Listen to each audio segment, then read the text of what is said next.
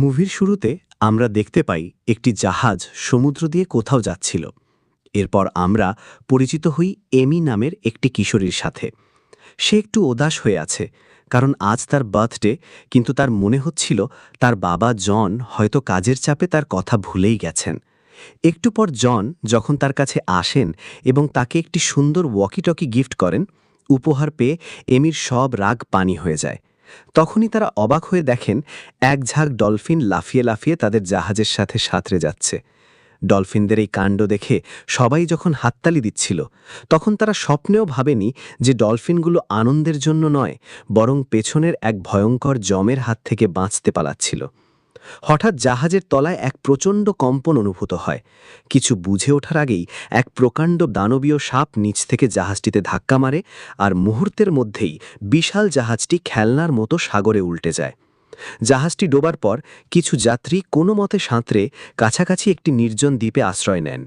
চারদিকে পাহাড় আর ঘন জঙ্গল, কিন্তু কোনো মোবাইল নেটওয়ার্ক নেই। জনও সেখানে অজ্ঞান হয়ে পড়েছিল। জ্ঞান ফেরার পর পাগলের মতো এমিকে খুঁজতে থাকেন। হঠাৎ তার হাতে থাকা ওয়াকিটকিতে এমির অস্পষ্ট কান্নার শব্দ শুনতে পায়। জন এমিকে খুঁজতে খুঁজতে একটু সামনে যেতেই দেখেন এমি একটু দূরে দাঁড়িয়ে আছে, কিন্তু তার পেছনেই ঘাপটি বসে আছে একটা বিশাল সাপ। সেখানে থাকা অনেকেই সেই সাপটি খেয়ে ফেলে, এমনকি সে এমিকেও জীবন্ত গিলে ফেলে এবং জঙ্গলের গভীরে অদৃশ্য হয়ে যায়। জন ধরে নিয়েছিল এমি আর বেঁচে নেই, কিন্তু জন তার ওয়াকিটকিতে এমির গোঙানির শব্দ শুনতে পান। তিনি বুঝতে পারেন এমি এখনও সাপের পেটের ভেতরে জীবিত আছে এবং তাকে বাঁচানোর জন্য হাতে খুব কম সময় আছে। জন, জ্যাক এবং আরও কয়েকজন মিলে সিদ্ধান্ত নেন তারা জঙ্গলে প্রবেশ করবেন। যদিও বাকি যাত্রীরা তাদের নিষেধ করেছিল, কিন্তু জনের কাছে তার মেয়ের জীবনের চেয়ে বড় কিছু ছিল না।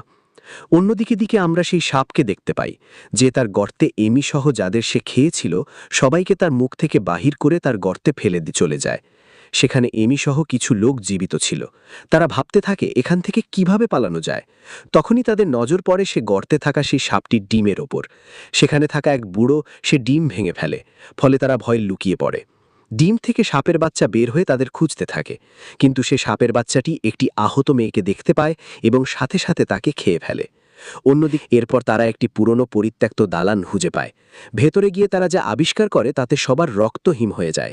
এটি কোনো কারখানা ছিল না, বরং ছিল এক গোপন এক্সপেরিমেন্টাল ল্যাব। ডায়েরি এবং নথিপত্র পড়ে তারা জানতে পারে এখানে একসময় প্রাণীদের ওপর নিষিদ্ধ সব বৈজ্ঞানিক পরীক্ষা নিরীক্ষা চালানো হতো। সেই গবেষণার কারণেই এখানকার সাধারণ সাপ, এমনকি গাছপালাও দানবীয় রূপ ধারণ করেছে এবং অত্যন্ত হিংস্র হয়ে উঠেছে। তারা লক্ষ্য করে এখানকার গাছপালা স্বাভাবিক নয়।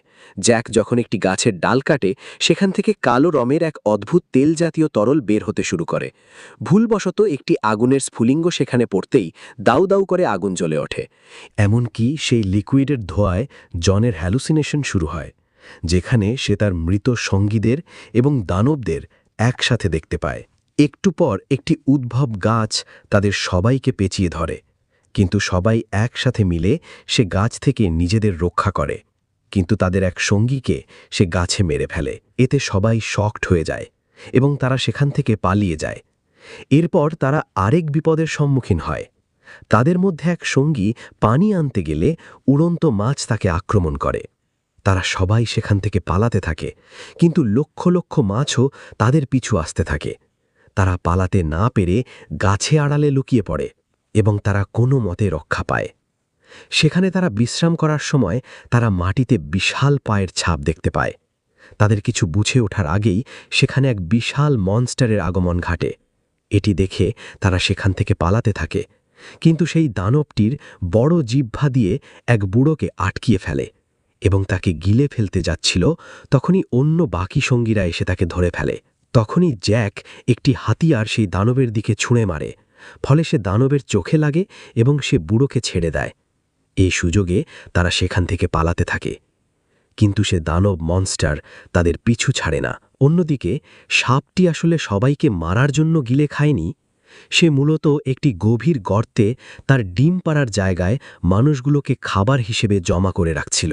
ইয়াং অন্য সবাইকে গর্তে ফেলে রেখে একা পালিয়ে যায় এবং জনের কাছে গিয়ে মিথ্যা বলে যে সবাই মারা গেছে। কিন্তু এমির ওয়াকিটকির সংকেত আবারও প্রমাণ করে দেয় যে সে এখনও লড়াই করছে। জন যখন গর্তের কিনারায় পৌঁছান তখন দেখেন নিচ থেকে ছোট ছোট সাপের বাচ্চা ফুটতে শুরু করেছে। জাহাজের ক্যাপ্টেন নিজের জীবন বিসর্জন দিয়ে এমি এবং অন্য এক মেয়েকে উপরে টেনে তোলেন, কিন্তু নিজে সাপের হাত থেকে বাঁচতে না পেরে করুণভাবে প্রাণ হারান। গল্পের শেষ পর্যায়ে যখন সেই বিশাল মা সাপটি ফিরে আসে, তখন পরিস্থিতি হাতের বাইরে চলে যায়। জ্যাক বুঝতে পারে যে সাধারণ অস্ত্র দিয়ে এই দানবকে হারানো অসম্ভব। সে সাপটিকে প্রলুব্ধ করে জঙ্গলের সেই অংশে নিয়ে যায় যেখানে আগে থেকেই সেই দাহ্য কালো লিকুইড ছড়িয়েছিল। জ্যাক তার হাতে থাকা জ্বলন্ত মশাল দিয়ে সেই লিকুইডে আগুন ধরিয়ে দেয়। মুহূর্তের মধ্যেই পুরো এলাকা একটি নরককুণ্ডে পরিণত হয়। আগুনের শিখা সাপের শরীরে লেগে যায় এবং সে যন্ত্রণায় ছটফট করতে করতে মারা যায়। আগুনের তাপ আর ধোঁয়ার মাঝ থেকে জন তার মেয়ে এমিকে সাপের মুখ থেকে বের করে আনেন। প্রথমে এমিকে মৃত মনে হলেও জনের অক্লান্ত চেষ্টায় সে শেষ পর্যন্ত চোখ মেলে তাকায়। পরের দিন সকাল হতেই দ্বীপের আকাশে যখন সূর্য উঁকি দেয়, তখন বেঁচে যাওয়া গুটি কয়েক মানুষ এক অদ্ভুত স্বস্তি অনুভব করেন। এভাবেই শেষ হয় এক রোমহর্ষক ও শ্বাসরোধকর সার্ভাইভাল স্টোরি।